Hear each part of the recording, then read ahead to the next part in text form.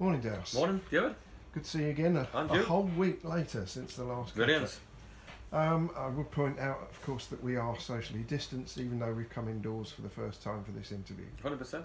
In fact, last year would have been different because you were a little bit bigger last year and it would have been a bit closer to me, sort of thing. But because you've lost that weight now, David, I can sit here and enjoy your company and you look $1 million.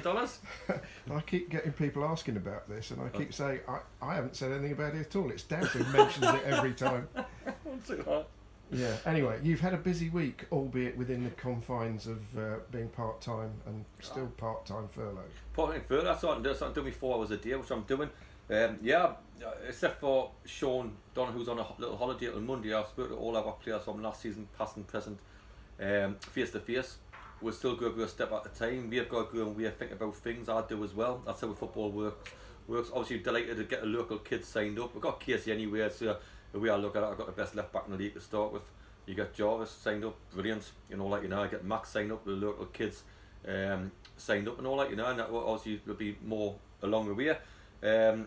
Young Sam Evans was lovely money, absolutely lovely, yeah. Absolutely fantastic. I'm delighted to get him done. He's the biggest pleasure. People may say, Matt, I'm delighted to get Matt, because I think what he'll offer this club is hopefully what Clive Walker offered the club on and off the pitch. Nice lad, proper lad. There's nobody going to be a better crosser ball than him in the league. So if I get that done there, I've got my left back there, that's that done. Hopefully get my goalkeeper done next week, get that done, and I can build from there, I can. And I think that's what I've got to do, bit by bit. Torpy, obviously you can't mention Torpy. I've lost because he moans all the time. So he come in moaning, and he's left moaning, because he thinks he's playing right wing back, and that's what he keeps telling everybody. But but I'm delighted to get them all done, and all lads who rang us and said they wanted to play for the club. So it doesn't matter what, so that goes a long way, and that's what you want. So delighted, but young Sam was the best because you could tell his mum and dad come, who are lovely people as well. And when you get a young kid without an agent, his mum and dad there, who obviously love him to bits and give him a lot of love and care, he's a very well brought up boy. But you usually get the one where the dad will interfere and, can we look at that contract? They didn't look at the contract once. They didn't look at the the money. They didn't look at the holidays. They didn't look at it. They usually get the agent. Can we look at that? I'm saying, well, what's the point of looking at it? Because all contracts are the same. It's only like if you're giving somebody money or whatever. But Sam, he's a local kid. Around the corner. He remembers Giuseppe Sol. He wants to be like him. And I just thought the way the family handled itself as well, and the mum come along who was lovely as well. I thought it was fantastic getting the boys. So out of all the signings, that was my most pleasurable one. The rest of them, I'm delighted with George, delighted Tops, Max, delighted getting, obviously Casey's my man, as you know. I'm delighted getting them, but when you're a manager, he has something to sit here. You go back and forwards. Well, this young kid never. He was a pleasure to get signed up, and his dad didn't ask once about it. All his dad was really keen, being a local boy who wanted to come through it. You know what I mean? And his mum was the same. They wanted pictures. What you messed up on and all that. No, but we'll do it there. But anyway, it's you don't. But no, obviously, but they wanted. We didn't want them. We were saying get pictures, get this done, and it was great. And I could tell how proud the mum and dad were, and it's really good. And this kid wants to play for Working Football Club, and he's got a chance. And he's got a chance. He's got a absolutely, chance. Absolutely. And you're absolutely right. I messed up the pictures. You did, David. We're talking about... I do a job? One job to do. That's all. Only one? Is that all? So you get one job to do and you mess it up. So that's no problem. We're talking about an academy lad, Sam Evans. I'm not sure what order these interviews will go out in. We did an interview with Sam yesterday, and he is delightful, as you suggest. He's from Knapp Hill. Yep. He's only 17, and he's 6'4". Brilliant, 6'4", and he's quick. Yes. Sharp, quick. Yes. I saw him in a game against Dover. It was me and Martin Taylor went to watch it on that 16s against Dover. Me and Martin at the start, and Martin got straight away. I said, "Have you seen that kid in there? He can play out the middle, he can play wide, he can play in there, he can." And I said, I said, I've just noticed the same thing. You have power, you have big strapping lad, and all the rest of it. And then we kept an eye on him from there. And then he started training with the first team last season, got little bits and bobs with the first team, and all that, And very pleasurable boy. And like I say, all these young lads know that, when I say to a young lad there, I'll say, listen, you're not going to sign for this football club unless you do your college work. And Scott's got them all tuned in. Scott is I'm delighted with Scott, and he always pushes them along. He's honest, Scott, And I didn't even ask him about the school because I knew he'd do it. So something that you get a little kid and he'll say, well, listen, you're not going to be part of this squad unless you do your college work right and you don't mess about in the class, because if I can't trust you there, I can't trust you here. So that's how we try to do it. And I've ripped contracts up in the past where kids mess about in the colleges because how can you trust them? But I didn't have to be good because I knew he'd do it. I knew that he's sensible. I knew he would. I knew how his mum and dad had brought him up. Sometimes it's a pleasure to do. And again, you'll get an advice around the agent there saying, oh, we'll have a look at this first. Or the dad will butt in and say, we'll have a look. We didn't have to do that once with this lot. Not once. It was a pleasure sitting there talking. The dad was very respectful. They didn't ask about the deal. In fact, I said to them, when I first told him, I said, why don't you go away for a couple of days? Oh, I don't have to think about it. I want to do it now. Fantastic. You know what I mean? So, but he'll be good. He'll come through. Another one. But we need a Charlie Carter. We need a Giuseppe Sol. That's what we need. We need a boy to come through. It's him or young Jaden.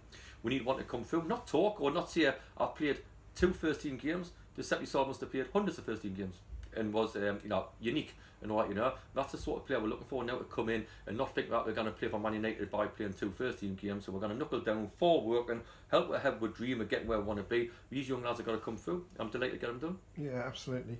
And as we said, he's from Knapp Hill and went to Winston Churchill School, and he's now at I believe at Woking College doing A levels. A levels, great boy. With a thought maybe of going to university in the future. So yeah, that's probably Max talking in a minute.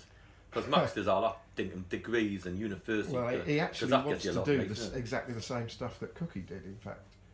Oh no, he's better than that. He's better than that. I spoke to Cookie yesterday. I was up London yesterday, and he comes and he's a London boy. And you can tell a London boy. Cookie's a London boy, and he should have a job up the city because that's what he looks like. When you get Kane Fernand walking in, we're completely different.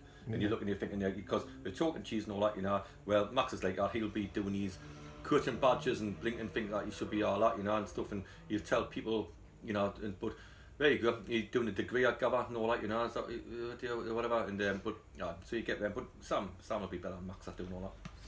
Let's go back to Matt Jarvis. He was the first signing. Was he always the number 1 target on your list?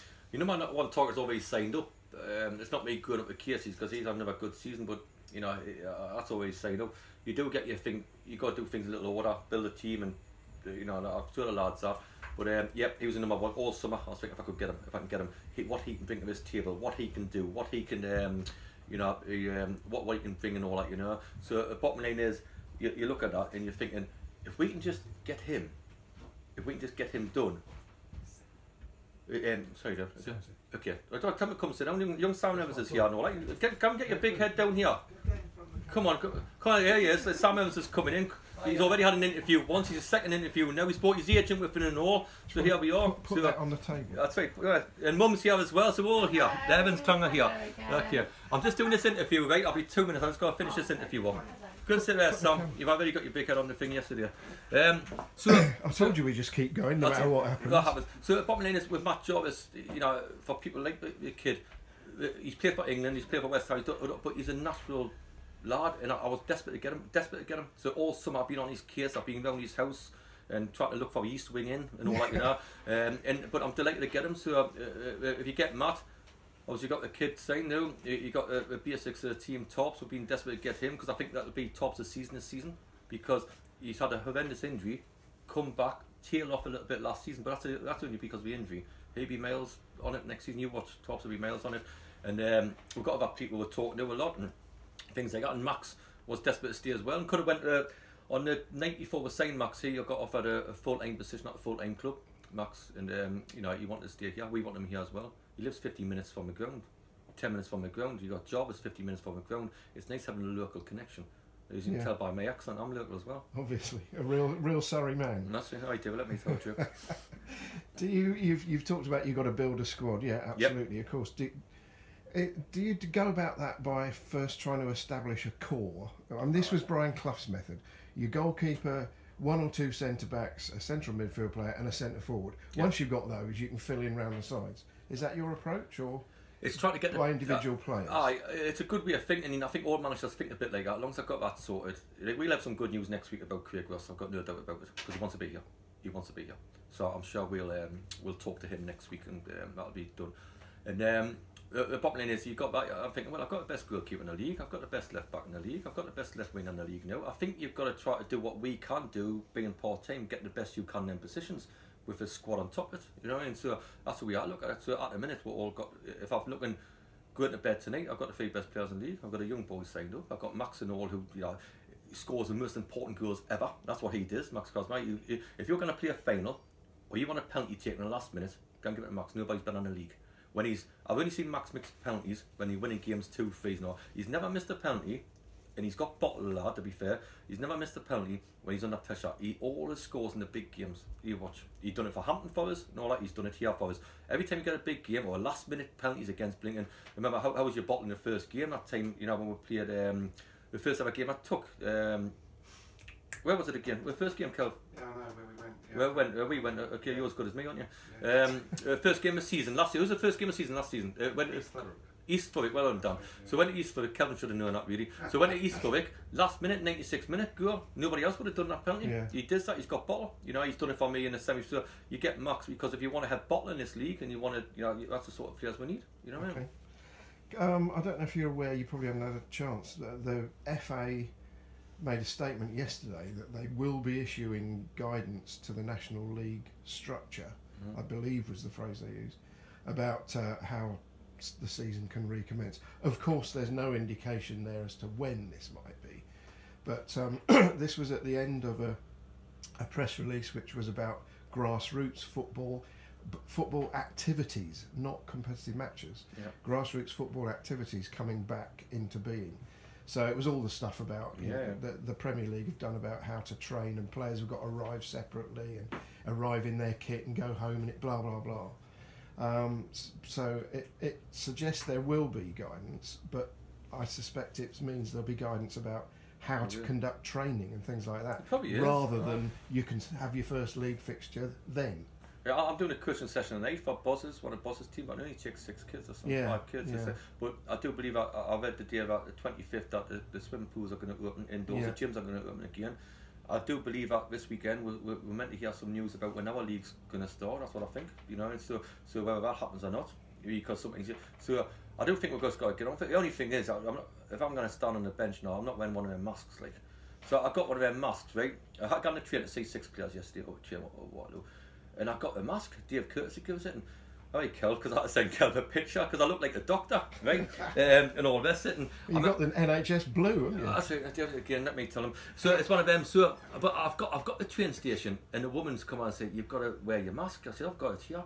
So I sneaked to the toilet and all that, and I rang Dave, and I says, what way does it go around? Is it whatever? So I had to take a couple of them and send Kel the picture as well. So you're on the train, but I was talking to Kel, on the train, and I said, can you still hear us? Because I don't know if you can hear through the mask and all that, you know. So I got to Waterloo, he could take it off, and that, thank God, and I had to wear it on the way back again. So I'm not going to wear one of them on and say whatever happens there. You couldn't shout with one of them on, could you? But the rest of the stuff, you got to get done, you know, when you walk in, how many crowds are going to, I think we're still in unknown. At the minute, the football in Germany here has went very well. I haven't heard of many cases at all. What's went the other way? We'll have to travel away and with separate cars. We'll have to do things differently. Probably to start off with, are we going to delay it? Or because I was thinking, the first 2 weeks of September. That's only what I heard. That's only rumours of managers. Are we going to start the first week of October? Are we going to wait October because we might get more people in the ground? It's things what we can do. I think everything at the minute. Are we going to let supporters back in Premiership's grounds? I think it's just going to be a gradual thing. With gyms opening are a big thing. Big thing in gyms. Swimming pools opening a big thing. Life in general. The only thing is, you get, like I said about the idiots going up London and doing these marches and all that, and, you know, getting grouped together. And you look at Bournemouth Beach and you see that full 500,000 people on a beach with no toilets and things like that. But the people who go there, no. They're freaking idiots. The people who go there, no. They know there's no toilets, they know that you can't do it, you know you can't do that, you know you can't, but they're still cramming on the beach, and that's stupid. So when we have all these more deaths and all that, you know, and you get these marches, what the marches are for, I get what they're for, fantastic. But when you get all this blinking 5,000 people going to the beach and blinking all, they know what the rules are. They know that if you social distance, what we are, they know. So I think they're absolutely nuts. You know what I mean? You can go to the beach for the next 30 years. You can go and see, and you can go on these marches or do something right way. When you have that crowd of people there, they know. So I think if it does spike up again, I think they've got a lot to be decided, to be honest. Yeah. I think we need to perhaps manage our supporters' expectations a little bit in terms of when things might be back to normal. You just said quite rightly, I think that it's got to be a very gradual process. So let's say the season doesn't start till maybe October. It seems fairly likely that there will be a restriction on the number of people that will be allowed in, to the extent that they might even have to put X's on the terraces where, you know, for people to stand, which they'll take no notice of, but especially if they're in family groups and so on. But I suppose there's only so much you can do. That'd be quite handy for me if I can have Ian and Morton extra way for me a little bit, like I can do my own thing then, can't I? But the thing I wanted to ask you was if the season doesn't start till sometime in October, say, or possibly even later, it seems unlikely that it'll be able to fit a full season in. And I know this has been mentioned by the league before about the possibility of either playing every other team once or regionalising the National League, so you play fewer it games. Is. What would your preference be to if start that was as quick as possible? I think in life you've got to take some gambles. I think you've got to get on. Yeah, but if that's not... I do think in PHR once, so I think that's out of board. But the only thing I think in our league, it should be different because we finished on the 28th of April last year. No, we can do May and June, surely, because we're not going to the World Cup. Yeah. Nobody in our league is, or the bottom leagues are going to the World Cup unless whatever. But we can extend it a bit, so I think we should give ourselves a half a chance. And I think we can play games in May and June, and it'd be fantastic because the Premiership will be finished by then. The World Cup's coming up. Hopefully, supporters will be allowed to come to us. That's my main take, so that we can extend it.